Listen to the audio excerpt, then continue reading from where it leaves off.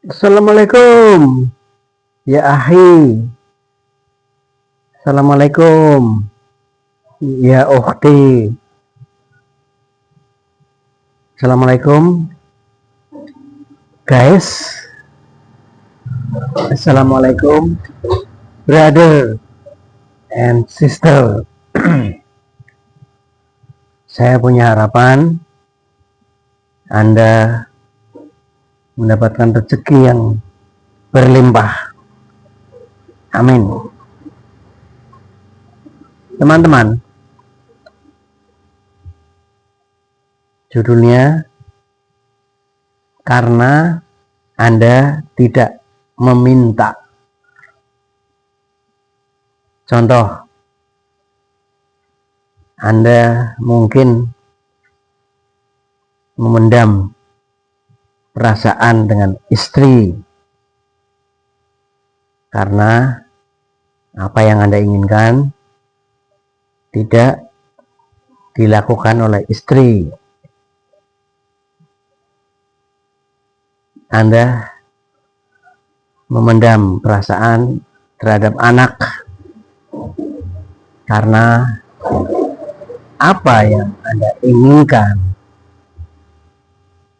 tidak dijalankan oleh anak Anda.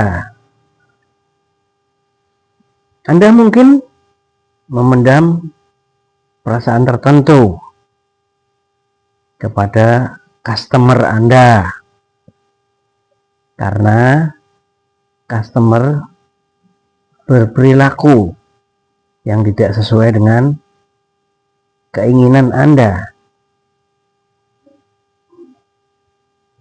Mungkin Anda di warung, tahu di warung itu ada tisu, tapi Anda tidak diberi tisu. Setelah Anda minta, baru dikasihkan dengan kata-kata tadi, Bapak tidak minta sih. Teman-teman, ada orang yang pandai meminta dengan kata-kata. Ada orang yang tidak pandai mengucapkan dengan kata-kata. Mari kita analisa, baik itu di bisnis maupun perilaku keseharian kita. Teman-teman, bertahun-tahun cabang bank kami keuntungannya tipis. Punya selidik, ternyata bunga deposito terlalu tinggi, terlalu besar, terutama deposito besar. Lalu kami lakukan penurunan bunga deposito besar dengan pendekatan person by person, orang per orang, karena jumlahnya nggak banyak ya, jumlah orangnya. Hasilnya sepertiga menolak, artinya nggak mau diturunkan bunganya.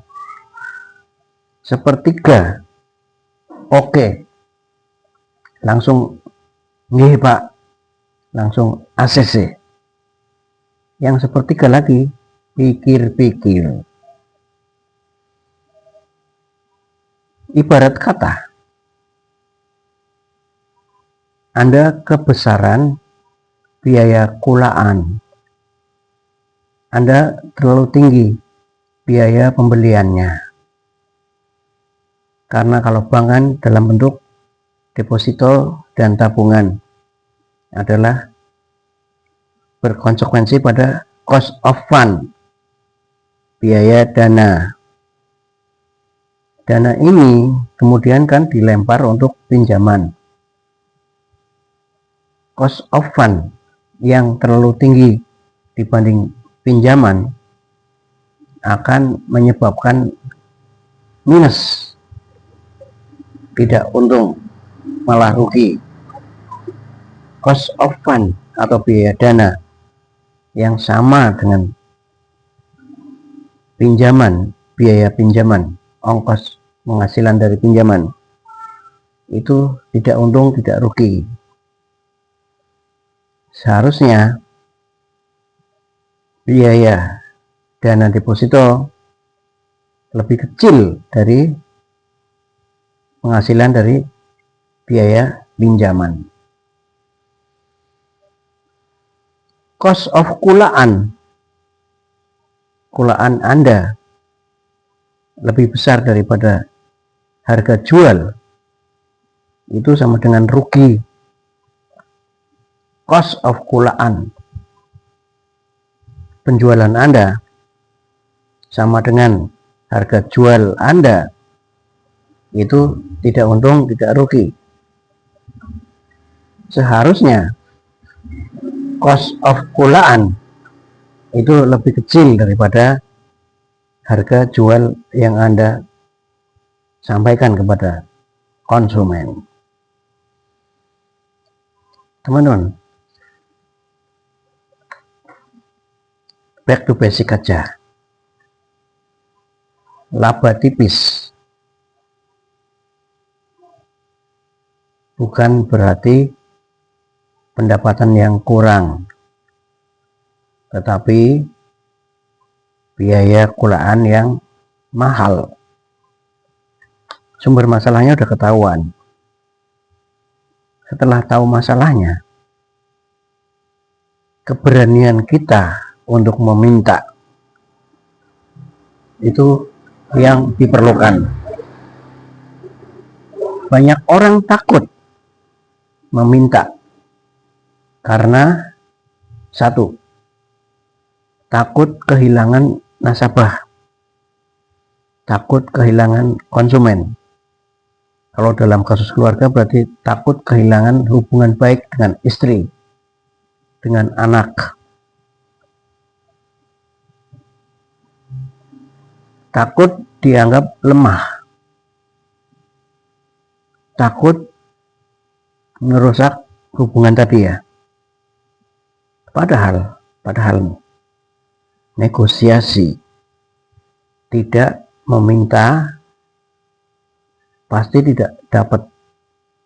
Jadi dalam negosiasi ada hukum namanya tidak meminta, tidak dikasih. Keberanian Anda bukan sekedar minta turun harga, tapi menyampaikan realita bahwa keuntungan saya tipis, Pak.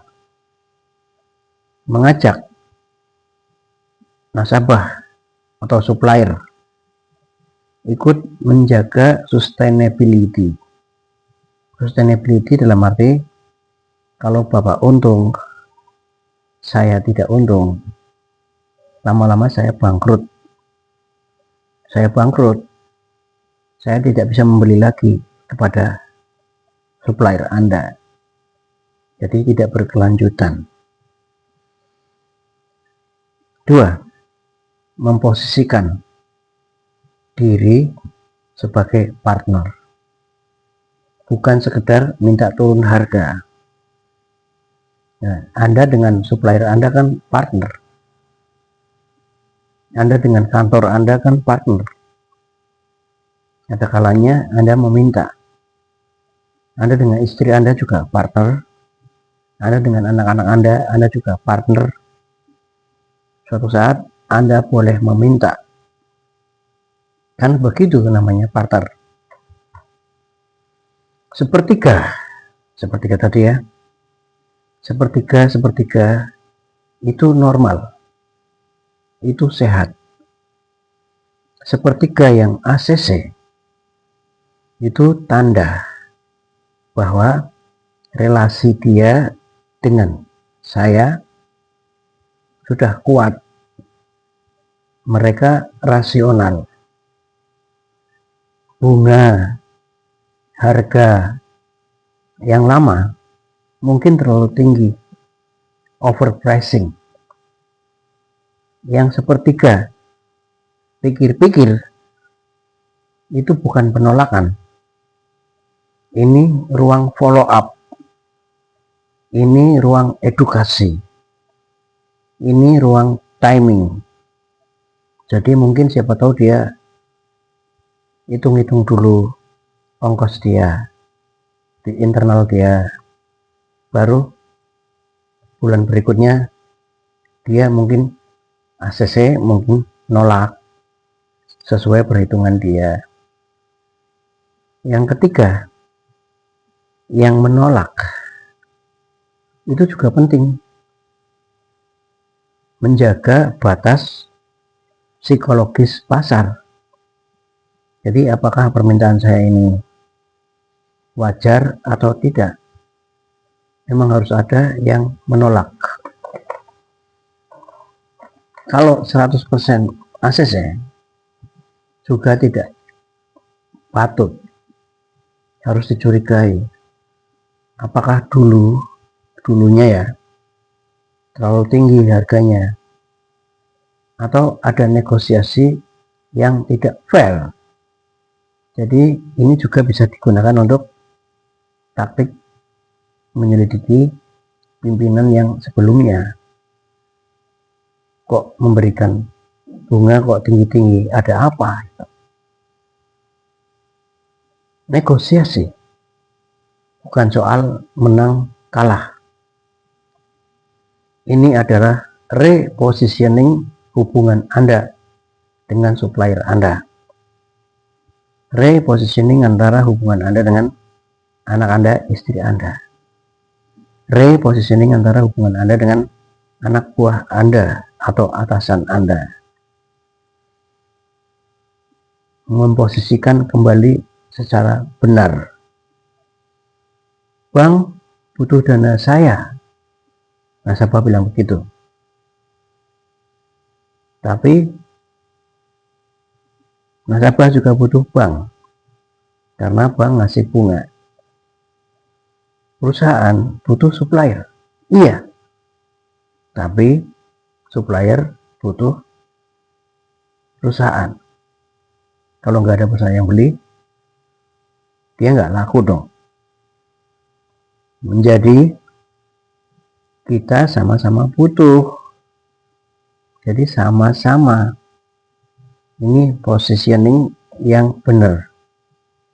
Jadi nggak ada kalau sebuah perusahaan itu butuh supplier, suppliernya itu jadi monopoli, hanya satu-satunya belinya sama dia.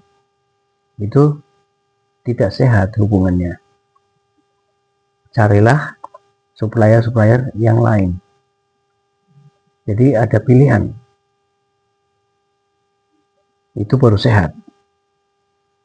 Nasabah besar yang dewasa pasti paham. Bank yang sehat, maka dana saya aman. Perusahaan yang sehat, maka barang saya akan kebeli terus. Keuntungan yang wajar, layanan akan berlangsung dengan baik. Yang menolak bukan masalah, bukan musuh, hanya lebih transaksional saja. Jadi dia hitungannya per transaksi. Atau yang menolak itu belum siap. Demikian, mudah-mudahan uraian ini dapat menjadi arahan sedikit buat kita bahwa jika diperlukan, kita boleh kok meminta. Kita boleh meminta dalam pergaulan sosial, dalam keluarga, maupun dalam kantor, sekaligus dalam bisnis. Karena mereka nggak bilang, kamu nggak minta sih. Assalamualaikum warahmatullahi wabarakatuh.